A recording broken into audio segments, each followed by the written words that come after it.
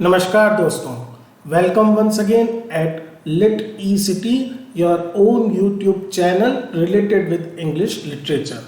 We are at present in the series MCQ Marathon. This is the 17th installment and we are discussing 5 questions in each lesson related with some great works, some important works of 20th century.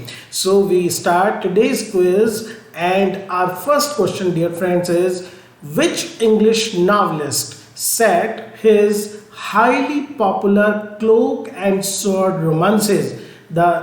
Some example are The Prisoner of Jenda at Ruritania, which is a fictional country located in Central Europe. Now, dear friends, Ruritania, it is a very popular term. In fact, it has become a generic term for fantasy land, a fictional land, and we should also talk a little about what is a cloak and sword novel. As you can have a glimpse, have an idea, cloak is related with mystery, with some secret, and sword is about adventure. So cloak and sword romance is a typical fantasy romance in which there is a lot of mysteries and there are a lot of secrets, and also there are tale of heroism, adventure, etc.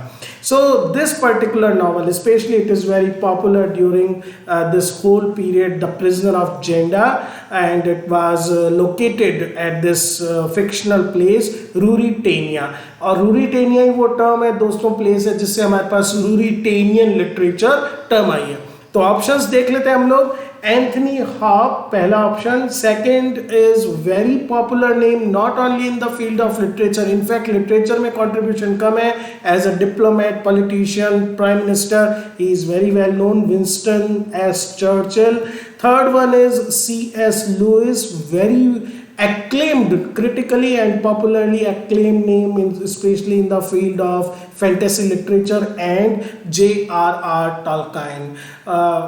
He is once again a favorite author, especially when his novels, his works have been have been basically made into movies. He has become a household name. Before let's going to the right answer, let me tell you the contribution of other writers. The right answer, of course, my dear friends, is Anthony Hope, and he was writer of novels like The Prisoner of Jenda. But Winston S. Churchill, he has also written a very popular book of this genre, and the title of that book was Savrola. Now this was Savrola was also set in a fictional land, and the name was Lorania. It was quite we can say inspired by this particular work, and it is only major fictional work of Winston Churchill. If we talk about C.S. Lewis, we know very well the Chronicles of Narnia. There are many books which are hugely popular. Once again, they have been adapted into movies. If we talk about Tolkien, he is a writer of Lord of the Rings series, The Hobbit. These are the novels, and he has also named a fictional place. They are situated at Arda, or in other words, we can say Middle Earth. So this whole question tell you basically about these popular fictional places. Okay. Moving forward to the second question, which is in fact quite opposite to the first one. When the first one we talked about the fantasy, and it is about the dystopian novel. Which of the following pair of the dystopian novel and its protagonist is not correctly matched? I hope you all very much aware of the term dystopian novel, which is a counter term of utopian novel. Dystopian novel presents especially a future society which is presented in negative terms, which shows the consequences of present scenario or what will happen to humanity. Now the pairs are Darkness at Noon, and the protagonist is Nikolai Rubashov. Second is Fahrenheit 451, and the protagonist is Guy Montag. Third one, Infinite Jest, and the protagonist is Alex. And the last one is Stand on Zanzibar, and the writer is Donald Hogan. If we talk about all these novels, Darkness at Noon, a very popular work, and let me tell you about the writer, and I suggest that you should read all these dystopian novel. It was written by Hungarian-born British novelist Arthur Koestler, and first it was published in 1940, and he has also, it was basically, he written dystopian novels, The Gladiators, which was basically about subversion of the Spartacus novels. Arrival and Departure, it is also another popular work by Arthur Koestler. If we talk about Fahrenheit 451, it is written by Ray Bradbury, very popular name in the postmodern literature, Ray Bradbury. And in fact, in one of my videos I have given the summary and important facts related with this novel. It is the temperature on which basic book paper catches fire and begins to burn. It is also a dystopian novel. Infinite Jest is basically, it is once again, we can say the protagonist is not Alex. This is the correct answer. Infinite Jest, it is novel written by a very young and popular novelist, David Foster Wallace. Okay, and if we talk about the protagonist of Infinite Jest, it is let you note this also, Hall Incandenza. And this novel, dear friends, is about there are lots of endnotes used in this novel. In fact, there are endnotes of endnotes, and many important information related with the story is presented in the form of endnotes. And if we talk about, let me side by side, Alex. Do you remember Alex? Alex is the protagonist of A Clockwork Orange by Anthony Burgess, which is written in a Russian influenced argot called NetSet. And Stand on Zanzibar, Donald Hogan, it is written by John Brunner. John Brunner, he is the writer of this particular dystopia, and it is basically published in 1968, a new wave science fiction novel, and it is basically a satirical take. It is a dictionary pseudo definitions are given in this novel. Okay, moving to our next question, Watership Down. It is an allegorical fantasy adventure novel, and it is about a group of rabbits who have created their own mythology and culture. They are anthropomorphic creatures, and they have make a sense of the world around them. Now you have to tell who is the writer. It is again a very popular work among children. Is it Penelope Lively, then Richard Adams, then C.S. Lewis, we have already seen his name, and Mary Norton.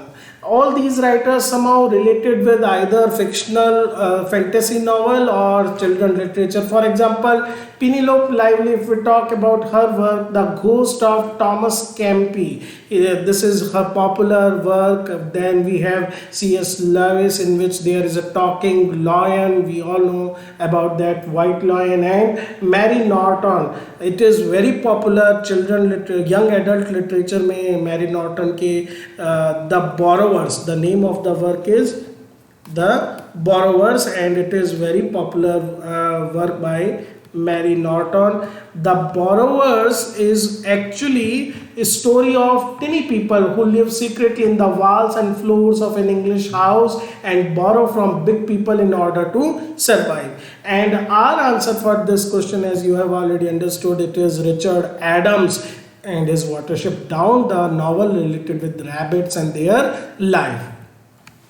Now, moving to our next question, and a very important one that too. Which critically acclaimed novel revolves around a young teacher named Nicholas Irv, and who leaves his cozy job in England then go to a remote Greek island, Fraxos, and there he teaches at an English school. Once again, it is a sort of, we can say, fantasy novel, a postmodern novel.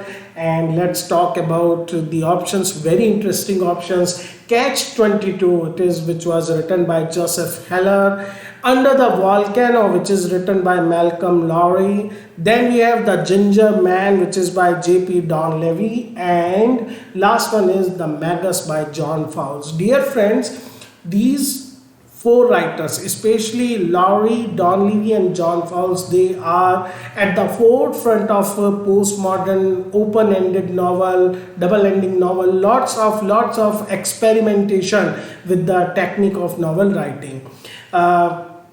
The right answer for this question is The Magus by John Fowles. It is once again like his other novel, The French Lieutenant Women. It is also a novel with an ambiguous ending. We don't have an exact close ending. If we talk about, briefly tell me about other novels also. If you don't have heard these names, please go through it. Catch 22 by Joseph Heller, the famous comic character of Captain John Yossarian and his squadron of World War II fighters, and they navigate the horror and paradoxes of the war. Under the Volcano, the famous character is Geoffrey Foreman. He is an alcoholic bureaucrat stumbling around the small Mexican town in a last attempt to win his wife back.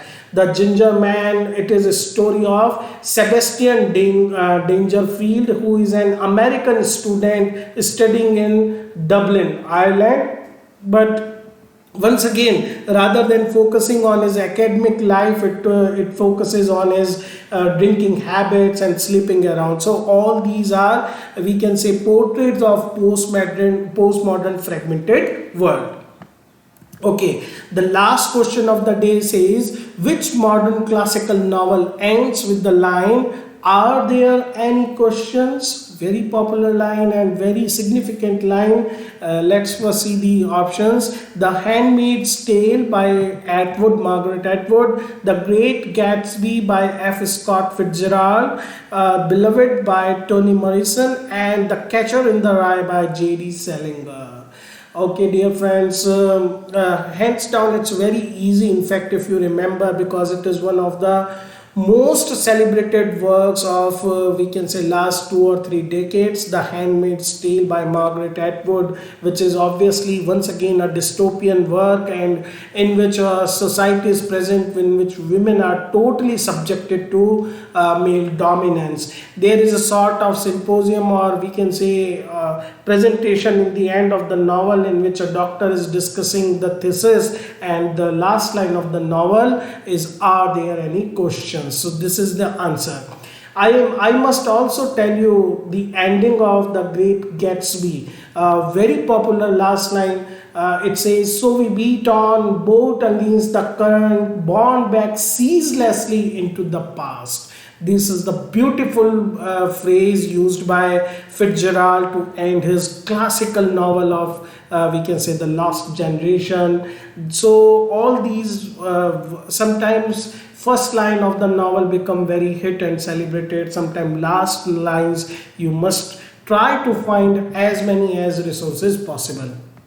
Okay friends, this is all for our today's quiz. I hope these questions are bringing you some very interesting information related with 20th century literature, whether it is poetry, drama, novels. I have tried to cover all the aspects of 20th century literature, researching them in various encyclopedias and resource books.